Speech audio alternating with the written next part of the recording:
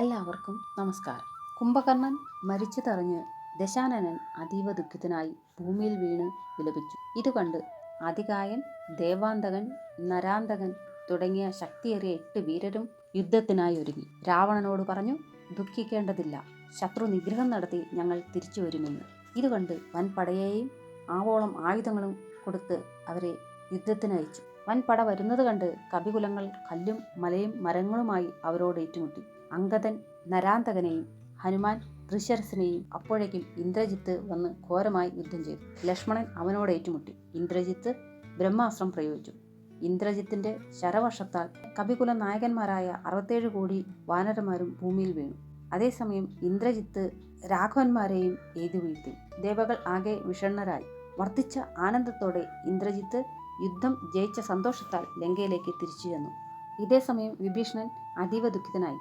ഇനി ആരെങ്കിലും പ്രാണൻ നഷ്ടപ്പെടാത്തവരായി ഉണ്ടോ എന്നറിയാനായി തിരഞ്ഞു നടന്നു. ഈ സമയം ഇനി ആരാണ് തന്നെ സഹായിക്കാനുള്ളതെന്ന് കരുതി ആഞ്ജനേയനും നടന്നു.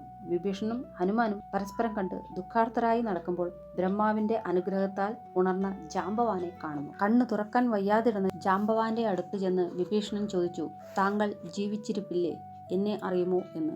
കണ്ണു തുറക്കാൻ വയ്യാതിരുന്നെങ്കിലും ജാംബവാന് വിഭീഷണന്റെ ശബ്ദം തിരിച്ചറിഞ്ഞ് ചോദിച്ചു, മേഘനാഥന്റെ അസ്ത്രമേറ്റ് വീണവരിൽ മാരുതി ജീവനോടെ ഇരിപ്പുണ്ടോ എന്ന്. ഇത് കേട്ട് വിഭീഷണൻ ചോദിച്ചു, രാമനെയോ ലക്ഷ്മണനെയോ സുഗ്രീവ അങ്കദാദികളെയോ ചോദിക്കാതെ എന്തുകൊണ്ടാണ് പവനപുത്രനെ കുറിച്ച് അന്വേഷിച്ചതെന്ന്. ഉടൻ ജാംബവാൻ ഇപ്രകാരം പറഞ്ഞു, സങ്കടമോചനൻ ആഞ്ജനേയനുണ്ടെങ്കിൽ ആർക്കും ഒരാപത്തും ഉണ്ടാകുകയില്ല. മറിച്ചാണെങ്കിൽ ആർക്കും നമ്മെ രക്ഷിക്കാനും ആവില്ല. ഇത് കേട്ട് താൻ ജീവനോടെ ഉണ്ടെന്ന് പറഞ്ഞ് മാരുതി ജാംബവാനെ നമസ്കരിക്കുന്നു. ഉടനെ ജാംബവാൻ പറയുന്നു, എത്രയും വേഗം എല്ലാവരെയും രക്ഷിപ്പാനായി നീ വേഗം ഹിമാലയത്തിൽ ചെല്ലുക. കൈലാസ സന്നിധിയിലുള്ള ഋഷഭാദ്രിയിൽ നിന്നുമുള്ള 4 ദിവ്യ ഔഷധങ്ങൾ കൊണ്ടുവരണം. അവയുടെ പേര് ഇതാണ്: വിശല്യകരണി, സന്താനകരണി, സുവർണകരണി, മൃതസഞ്ജീവിനി എന്നിവയാണവ. ഉയർന്നു നിൽക്കുന്ന 2 സൗധങ്ങൾക്കിടയിലാണ് ഇവ നിൽക്കുന്നത്. ആദ്യത്തിനോളം പ്രഭയുണ്ട് ഇതിന്.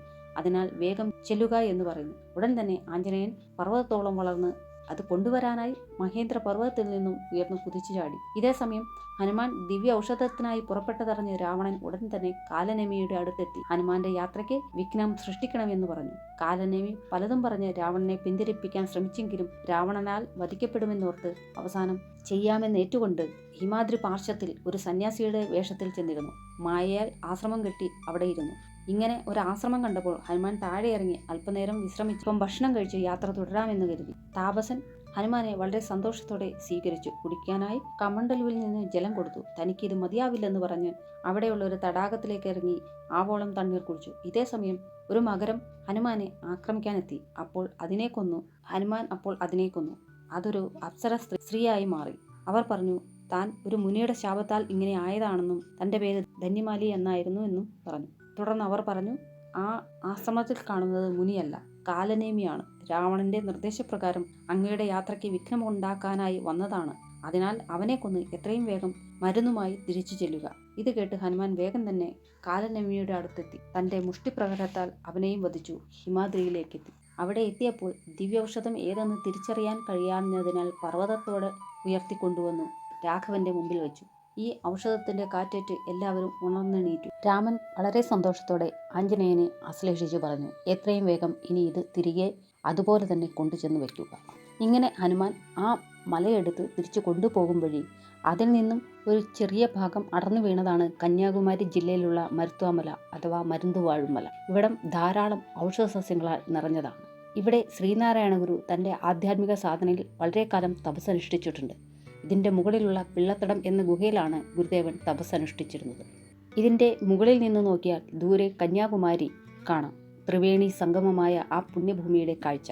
അറബിക്കടലും ബംഗാൾ ഉൾക്കടലും ഇന്ത്യൻ മഹാസമുദ്രവും ഒന്നുചേരുന്ന സംഗമഭൂമിയായ കന്യാകുമാരി. എല്ലാവർക്കും നന്ദി. ഭഗവാൻ ശ്രീരാമൻ്റെ അനുഗ്രഹം സദാ എല്ലാവർക്കും ഉണ്ടാകട്ടെ എന്ന് പ്രാർത്ഥിച്ചുകൊണ്ട് എല്ലാവർക്കും നന്ദി.